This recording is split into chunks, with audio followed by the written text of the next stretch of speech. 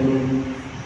আল্লাহ রাসূল সাল্লাল্লাহু আলাইহি ওয়াসাল্লাম ইরশাদ করেন, বান্দা আল্লাহ রাব্বুল আলামিনের সবচেয়ে নৈকট্য অর্জন করে নামাজের মাধ্যমে, সিজদার মাধ্যমে। বান্দা যখন সিজদার মধ্যে চলে যায়, ওই বান্দা এবং আল্লাহর মধ্যে কোনো দূরত্ব থাকে না। বান্দা যখন সিজদার মধ্যে ঢুকে পড়ে, ওই বান্দা আল্লাহ রাব্বুল আলামিনের সবচেয়ে নৈকট্য অর্জন করে ফেলে। সেজন্য এই নামাজের মাধ্যমে আল্লাহ রাব্বুল আলামিনের নৈকট্য অর্জন করা যায়। সেজন্য এক সাহাবী আল্লাহ রাসূলের দরবারে আসলেন, ইয়া রাসূলুল্লাহ, ইয়া হাবিবাল্লাহ, আল্লাহ রাব্বুল আলামিনের কাছে কোন আমল বেশি প্রিয় আমল, যে আমল করলে আল্লাহ রাব্বুল আলামিন বেশি খুশি হবেন, সেরকম একটি আমল আমাকে শিখিয়ে দিন। ওই সাহাবীর নাম হচ্ছে হযরত আব্দুল্লাহ ইবনে মাসউদ। হযরত আব্দুল্লাহ ইবনে মাসউদ রাদিয়াল্লাহু তাআলা আনহু বিশ্বনবী সাল্লাল্লাহু আলাইহি ওয়াসাল্লামের দরবারে আসলেন, ইয়া রাসূলুল্লাহ, ইয়া হাবিবাল্লাহ, আল্লাহ রাব্বুল আলামিনের কাছে কোন আমল বেশি প্রিয় আমল, যে আমল করলে আল্লাহ রাব্বুল আলামিন বেশি খুশি হবেন, যে আমল করলে আল্লাহ রাব্বুল আলামিনের নৈকট্য অর্জন করা যাবে, সেরকম একটি আমল আমাকে শিখিয়ে দিন। এরপরে আল্লাহ রাসূল সাল্লাল্লাহু আলাইহি ওয়াসাল্লাম বলেন, ও আমার সাহাবী, as-salatu ala waqtiha, as-salatu ala waqtiha। ও আমার সাহাবী, সময় মতো নামাজ আদায় করা আল্লাহ রাব্বুল আলামিনের কাছে সবচেয়ে প্রিয় আমল। ওয়াক্ত মতো নামাজ আদায় করা আল্লাহর কাছে সবচেয়ে পছন্দনীয় আমল, সবচেয়ে পছন্দনীয় আমল। সেজন্য আল্লাহ রাসূল সাল্লাল্লাহু আলাইহি ওয়াসাল্লাম বলেন, এই নামাজ আল্লাহর কাছে সবচেয়ে গুরুত্বপূর্ণ ইবাদত। যতগুলি ইবাদত আছে, সমস্ত ইবাদতের মূল হচ্ছে নামাজ, সমস্ত ইবাদতের মূল হচ্ছে নামাজ। যেই মুসলমানের নামাজ নাই, তার থেকে মুসলমানিত্ব নাই। মুসলমান টিকায় রাখবার জন্য অবশ্যই নামাজ আদায় করতে হবে। আমি যদি আপনাদের সম্মুখে একটি হাদিস পড়ি, এই হাদিসের ব্যাখ্যার মধ্যে বিশ্লেষণ যদি আমি করি, তখন আপনারা বুঝে যাবেন। সাল্লাল্লাহু আলাইহি ওয়াসাল্লাম ইরশাদ করেন, খুব মনোযোগ সহকারে খেয়াল করেন এই হাদিসটি।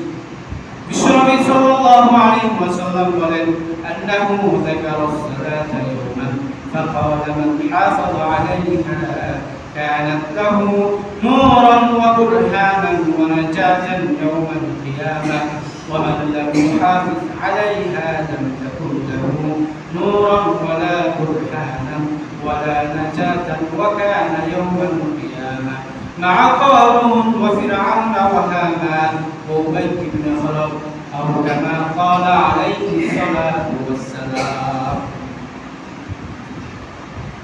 حضرت আব্দুল্লাহ ইবনে আমর ইবনে আস রাদিয়াল্লাহু তাআলা আনহু হাদিস বর্ণনা করেন, আল্লাহ রাসূল সাল্লাল্লাহু আলাইহি ওয়াসাল্লাম যখন নামাজের আলোচনা করতেছেন, ওই নামাজের আলোচনার মধ্যে আল্লাহ রাসূল সাল্লাল্লাহু আলাইহি ওয়াসাল্লাম বলেন, মান হাফাযা আলাইহা কানাত লাহু নূরান ওয়া বুরহানান ওয়া নাজাতান ইয়াওমাল কিয়ামাহ। আল্লাহ রাসূল বলেন, যে ব্যক্তি নামাজের হেফাজত করবে, নামাজের হেফাজতের অর্থ হচ্ছে যে ব্যক্তি নামাজ আদায় করবেন, নামাজের ওয়াজিব ঠিক রেখে, নামাজের ফরজ ঠিক রেখে, নামাজের সুন্নাত ঠিক রেখে, নামাজের ওয়াজিব ফরজ সুন্নাত ঠিক রেখে নামাজ আদায় করার নাম হচ্ছে নামাজের হেফাজত করা। সেজন্য আল্লাহ রাসূল বলেন, মান হাফাযা, যে ব্যক্তি নামাজের হেফাজত করবেন, কানাত লাহু নূরান, কাল কিয়ামতের দিবসে ওই নামাজ তার জন্য আলো হবে, তার জন্য আলো হবে, ওয়া বুরহানান, তার জন্য দলিল হবে, ওয়া নাজাতান ইয়াওমাল কিয়ামাহ, তার জন্য কাল কিয়ামতের দিবসে মুক্তি হবে নামাজ। আপনি যখন কিয়ামতের দিবসে হাসরের মধ্যে যখন আটকে যাবেন, তখন এই নামাজ আপনার জন্য সুপারিশ করে আপনাকে জান্নাত পর্যন্ত পৌঁছে দিবে। সুবহানাল্লাহ, সুবহানাল্লাহ।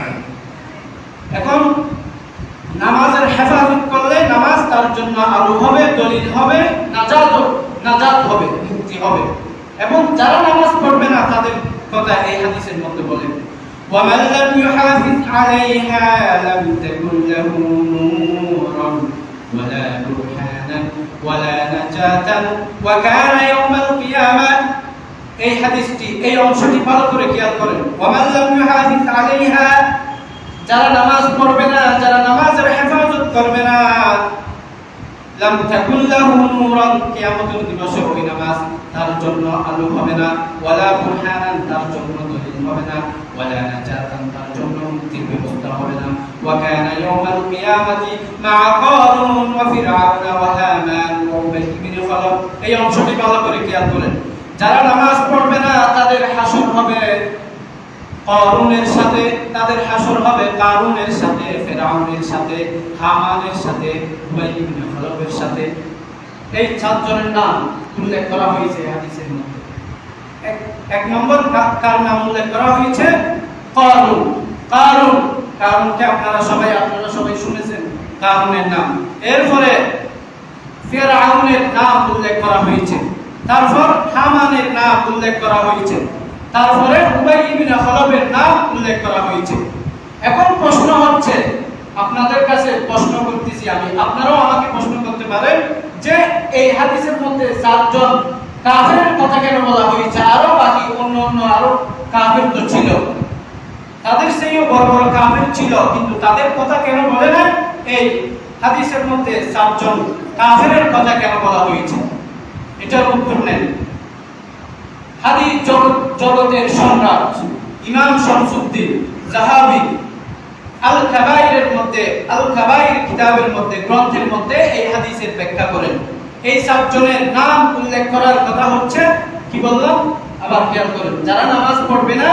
যারা নামাজের হেফাজত করবে না তাদের হাসর নাসর হবে কারুনের সাথে ফিরআউনের সাথে হামানের সাথে উবাই ইবনে খালাফের সাথে আমি প্রশ্ন করলাম এই চারজনের নাম কেন উল্লেখ করা হয়েছে এই হাদিসের মধ্যে এটার ব্যাখ্যা হচ্ছে ইমাম শামসুদ্দিন যাহাবি আল কাবাইর কিতাবের মধ্যে উল্লেখ করেন কারুনের কথা এই জন্য বলা হয়েছে আপনি যখন আল্লাহ রাব্বুল আলামিনকে বলবেন ওগো আল্লাহ আমি তো গরীব ছিলাম আমি টাকা পয়সা রুজি রোজগার করবার জন্য সারা দিন মাঠের মধ্যে কাজকর্ম করার পিছনে আমি কাজ করতে করতে ক্লান্ত হয়ে গেছি সেজন্য আমি নামাজ পড়তে পারি নাই এই কথা যখন আপনি আল্লাহকে বলবেন বা আপনি কোনো ব্যস্ততার কারণে যদি নামাজ পড়তে না পারেন কি বললাম আপনি রুজি উপার্জন করবার জন্য যদি আপনি নামাজ পড়তে না পারেন আপনার হাসর নাসর হবে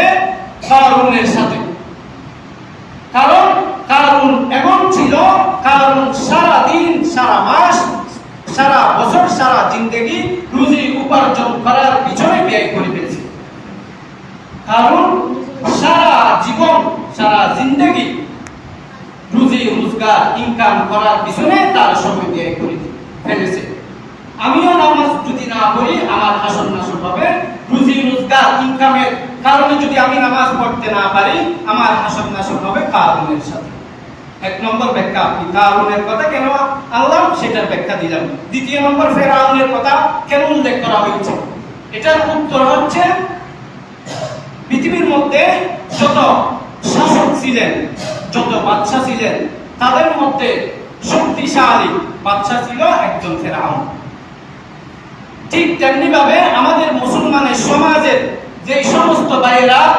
নেতৃত্ব দেওয়ার পিছনে সময় ব্যয় করে ফেলতেছে নেতৃত্ব টিকাই রাখবার জন্য দিন সারা দিনকে দিন ওই নেতৃত্ব টিকাই রাখবার জন্য মাঠে ময়দানে নেতা কর্মীদেরকে নিয়ে সময় ব্যয় করে ফেলছে ব্যস্ততার কারণে সে আর নামাজ পড়তে পারে না যেমন নাকি আমাদের দেশে দেখবেন নির্বাচন আসলে যারা নেতা তারা ওই কর্মীদেরকে নিয়ে ব্যস্ত হয়ে যায় ব্যস্ত হবার কারণে তারা নামাজ পড়তে পারে না আর তাদের সময় থাকে না এই সমস্ত নেতাদের হাসর নাসর হবে ফিরআউনের সাথে কারণ ফিরআউন সারা জিন্দেগি নেতৃত্ব টিকাই রাখবার জন্য তার সময় ব্যয় করে ফেলছে এমনকি ফিরআউন এটা বলেছে আনা রাব্বুকুমুল আলা আমি সবচেয়ে বড় খোদা এটাও দাবি করেছে নাউযুবিল্লাহি মিন যালিক সেজন্য যারা আমাদের মুসলমানের সমাজের যে সমস্ত নেতারা নেতৃত্ব টিকাই রাখবার জন্য নামাজ পড়ে না তাদের হাসর নাসর হবে কার সাথে ফিরআউনের সাথে দ্বিতীয় ফিরআউনের ব্যাখ্যা দিলাম তিন নম্বর কথা উল্লেখ করা হয়েছে হাদিসের মধ্যে হামানের।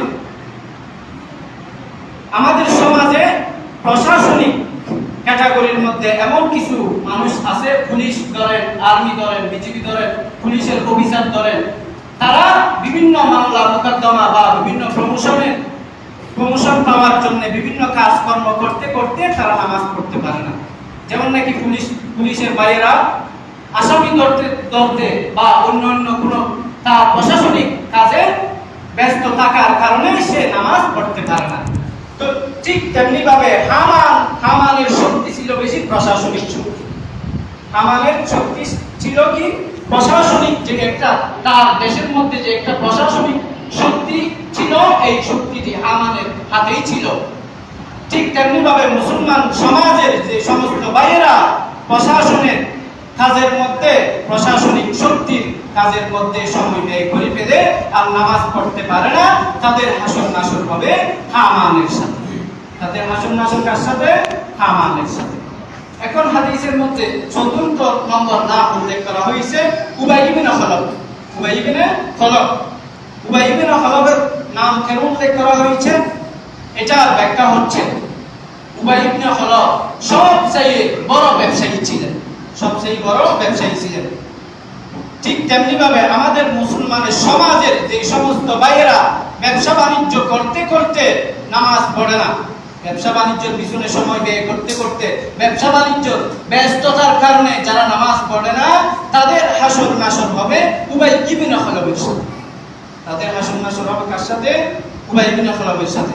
তাহলে প্রথমে কারণের কথা বলা হয়েছে, যারা রুজি ইনকাম করবার জন্য, রুজি উপার্জন করবার জন্য, যেমন নাকি আমাদের দেশে যারা লবণ শ্বাস করে, তারা ইনকাম করবার জন্য সারা দিন লবণের শ্বাসের কাজের মধ্যে ব্যস্ত ছিল, নামাজ পড়ে নাই, তাদের হাসর নাসর হবে কারণের সাথে। তাদের হাসর নাসর হবে কারণের সাথে। আর যে সমস্ত নেতারা নেতৃত্ব টিকাই রাখবার জন্য নামাজ পড়ে না, তাদের হাসর নাসর হবে ফেরাউনের সাথে।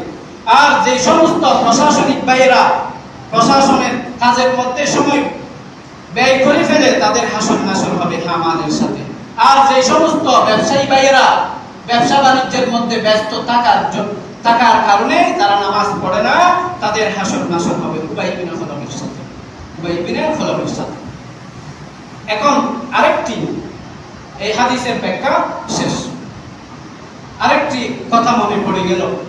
কিয়ামতের দিবসের মধ্যে যারা বিভিন্ন ব্যস্ততা থাকার কারণে যারা নামাজ পড়তে পারে নাই, যেমন নাকি বড় বড় পুলিশের অফিসাররা আছেন, যেমন নাকি যারা লবণ শ্বাস করে তারা সারাদিন ওই কাজের মধ্যে ব্যস্ত ছিল, যারা ব্যবসা করে ওই ব্যবসার কাজের মধ্যে সারাদিন ব্যস্ত ছিল, আল্লাহ রাব্বুল আলামিন কালকে আমাদের যখন তাকে জিজ্ঞাসা করা হবে তুমি কেন নামাজ পড়ো নাই, সেই ব্যক্তি যদি আল্লাহ রাব্বুল আলামিনকে উত্তর দেয় আমি ব্যস্ততার কারণে আমি নামাজ পড়তে পারিনি, তখন আল্লাহ রাব্বুল আলামিন ওই ব্যস্তময় ব্যক্তির সামনে হযরত সুলাইমান আলাইহিস সালাতু ওয়াস সালামকে আনা হবে।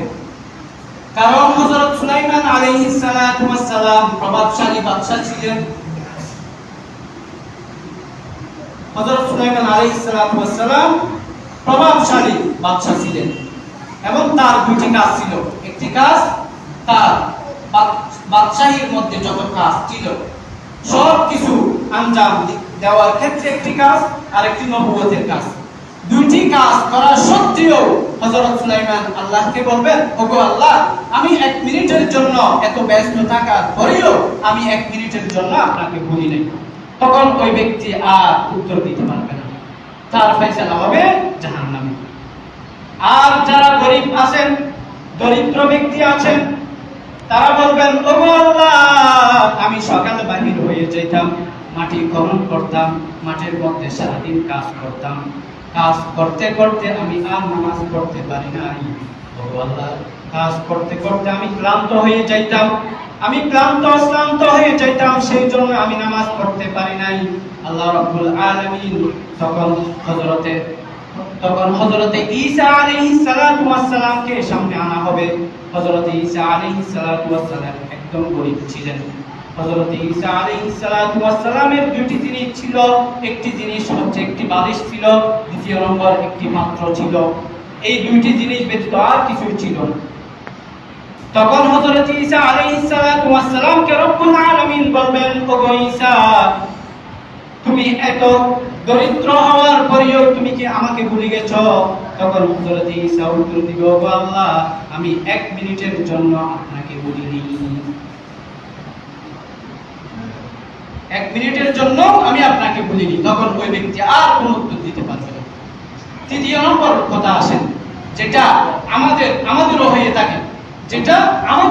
থাকে, আমরা যারা স্বাভাবিক নামাজ পড়ি আমাদেরও যেটা হয়ে থাকে সেটা, যারা বিভিন্ন অসুস্থতার কারণে যারা নামাজ পড়তে পারে না, বিভিন্ন রোগে আক্রান্ত হওয়ার কারণে যারা নামাজ আদায় করতে পারে না, কাল কিয়ামতের দিবসে যখন তাদের থেকে জিজ্ঞাসা করা হবে তুমি কেন নামাজ পড়ো নাই, ওই ব্যক্তি আল্লাহকে উত্তর দিবেন, ওগো আল্লাহ, আমি বিভিন্ন রোগে আক্রান্ত হওয়ার কারণে আমি নামাজ পড়তে পারিনি।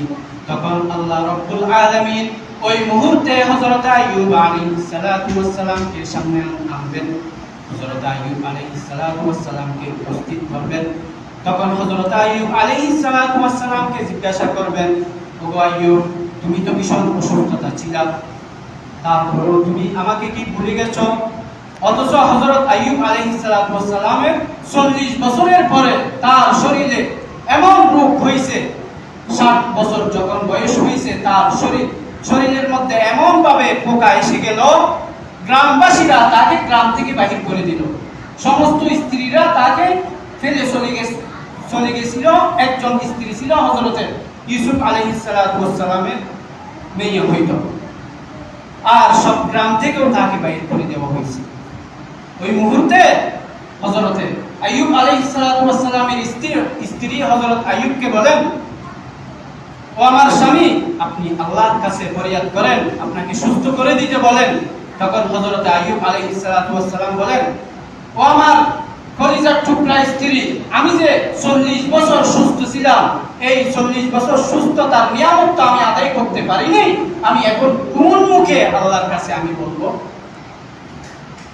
ওই অসুস্থ ব্যক্তির সামনে যখন হযরত আইয়ুবকে আনবেন, তখন আর অসুস্থ ব্যক্তিরা কোনো উত্তর দিতে পারবে না।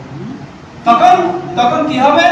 ইয়াতাসাআলুনা আনিল মুজরিমিন মা সালাকাকুম ফি সাকার ক্বালু লাম নাকু মিনাল মুসাল্লিন।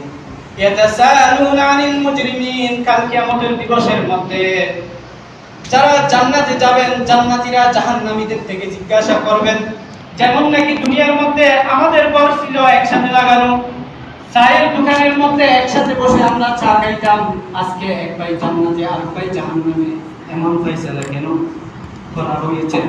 জান্নাতি ব্যক্তি জাহান্নামী ভাই থেকে জিজ্ঞাসা করবেন, তুমি জাহান্নামে কেন গেলা?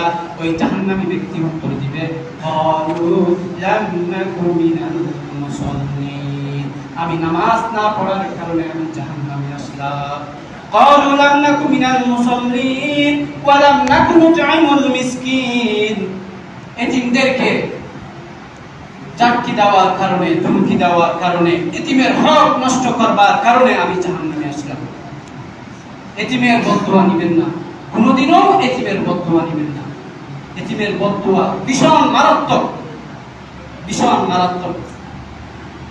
আল্লাহ রাব্বুল আলামিন পবিত্র কোরআনে বলেন, তোমরা যদি কোনো এতিমের হক খেয়ে ফেলো, কোনো এতিমের হক নষ্ট করে ফেলো, কোনো এতিমের হক যদি খেয়ে ফেলো, তুমি ওই তার সম্পদ কাউনি, তুমি জাহান্নামের, তুমি আগুনের একটা টুকরা খাইলা,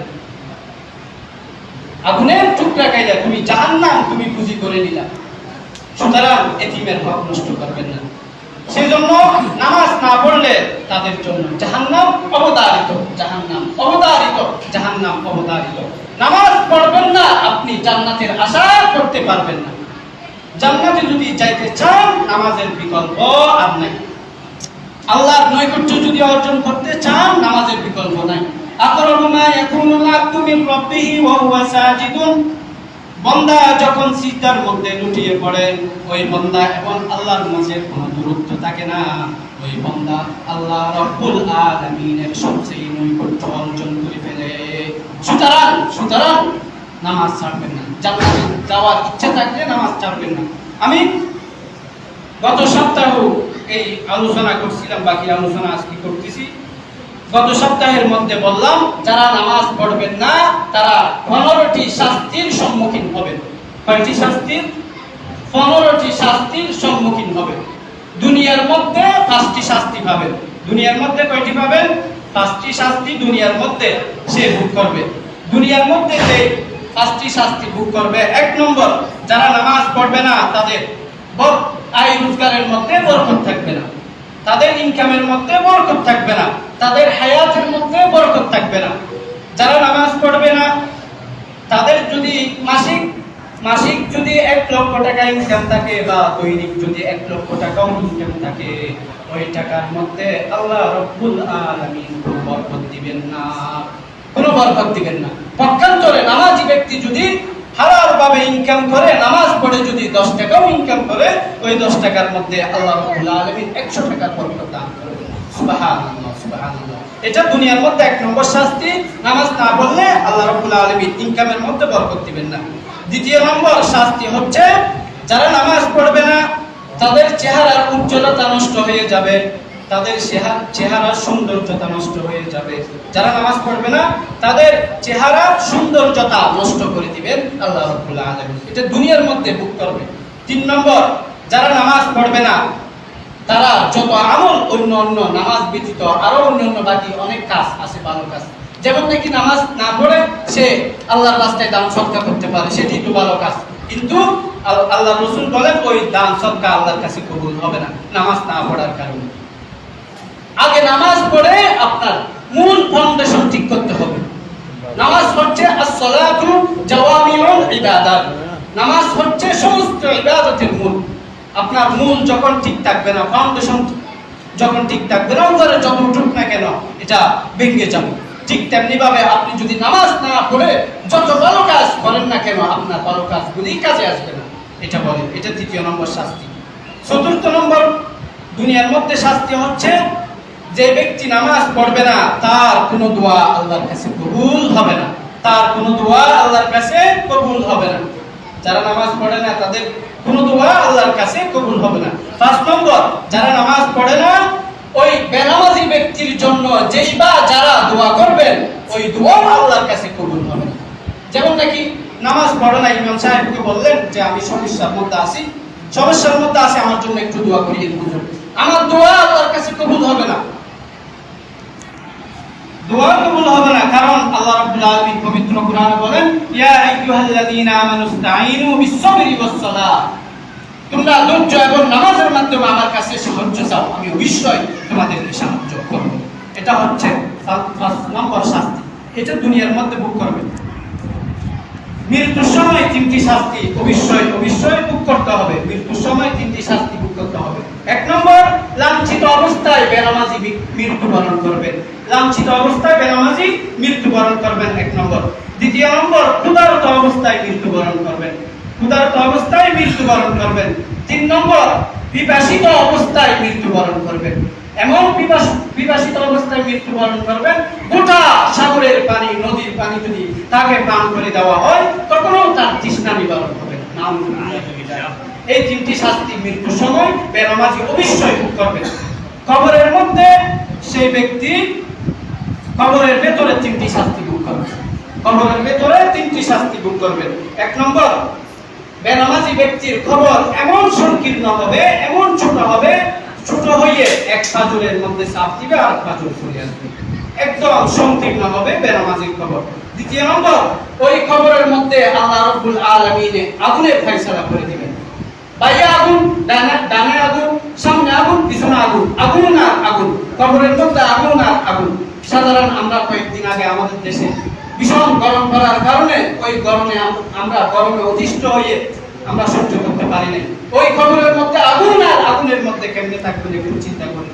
3য় নম্বর, যারা নামাজ পড়বে না তাদের মধ্যে 3য় নম্বর কবরে যে শাস্তি ভোগ করবে সেটা হচ্ছে বেনামাজি কবরের মধ্যে আল্লাহ রাব্বুল আলামিন এমন একটি শক্তিশালী সাপ নিযুক্ত করে দিবেন, যে শক্তিশালী সাপ দুনিয়ার মধ্যে একটি নিঃশ্বাস পেলে সারা দুনিয়া ধ্বংস হয়ে যাবে।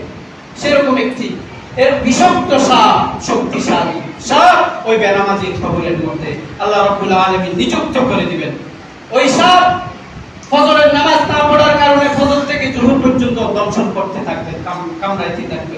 জোহরের নামাজ না পড়ার কারণে জোহর থেকে আসর পর্যন্ত দংশন করতে থাকবে। আসরের নামাজ না পড়ার কারণে আসর থেকে মাগরিব পর্যন্ত কামড়াইতে থাকবে। মাগরিবের নামাজ না পড়ার কারণে মাগরিব থেকে এশা পর্যন্ত দংশন করতে থাকবে। এশার নামাজ না পড়ার কারণে এশা থেকে ফজর পর্যন্ত দংশন করতে থাকবে। এভাবে কিয়ামত পর্যন্ত ওই সাপ দংশন করতে থাকবে। কিভাবে সহ্য করবেন? একটি দংশন করার সাথে সাথে, একটি কামড় দেওয়ার সাথে সাথে 70 হাত জমিনের নিচে ধসে যাবে। কেমন শক্তিশালী সাপ! সেজন্য অবশ্যই নামাজের বিকল্প নাই। আপনি যদি কবরের মধ্যে শান্তিতে থাকতে চান, নামাজ অবশ্যই অবশ্যই অবশ্যই অবশ্যই আদায় করতে হবে। আর 3টি শাস্তি হচ্ছে কিয়ামতের দিন, আর 4টি শাস্তি হচ্ছে কিয়ামতের দিন, আর 4টি শাস্তি কিয়ামতের দিন। 1 নম্বর, হিসাব নিকাশ তার জন্য কঠিন করে দিবেন আল্লাহ রাব্বুল আলামিন। হিসাব নিকাশ তার জন্য কঠিন করে দিবেন। যার হিসাব কঠিন করে দিবেন সে জান্নাতে যাইতে পারবে না। 2 নম্বর, আল্লাহ রাব্বুল আলামিন ওই বেনামাজি ব্যক্তির উপর কিয়ামতের দিবসে অসন্তুষ্ট থাকবেন। 3 নম্বর, তাকে আমলনামা, যখন আমরা সবাই আমলনামা নেওয়ার জন্য আল্লাহর কাছে যাব, ওই বেনামাজি ব্যক্তিকে আমলনামা বাম হাতের মধ্যে দান করবে। বাম হাতে দান করলে জাহান্নামে ফেরেশতা হবে। 4 নম্বর, বিনা হিসাবে ওই বেনামাজি ব্যক্তিকে জাহান্নামে নিক্ষেপ করবে। নাউযুবিল্লাহি মিন যালিক। এই 15টি, দুনিয়ার মধ্যে 5টি এবং মৃত্যুর সময় 3টি, কবরের মধ্যে 3টি এবং কিয়ামতের দিবসে 4টি। এই 15টি শাস্তি নামাজ না পড়লে অবশ্যই অবশ্যই ভোগ করতে হবে। আল্লাহ রাব্বুল আলামিন আমরা সবাইকে ওয়াক্ত মতো নামাজ আদায় করার তৌফিক দান করুন। সবাই বলুন আমিন। ওয়া আখিরু দাওয়ানা আলহামদুলিল্লাহি রাব্বিল আলামিন। আসসালামু আলাইকুম ওয়া রাহমাতুল্লাহি ওয়া বারাকাতুহু।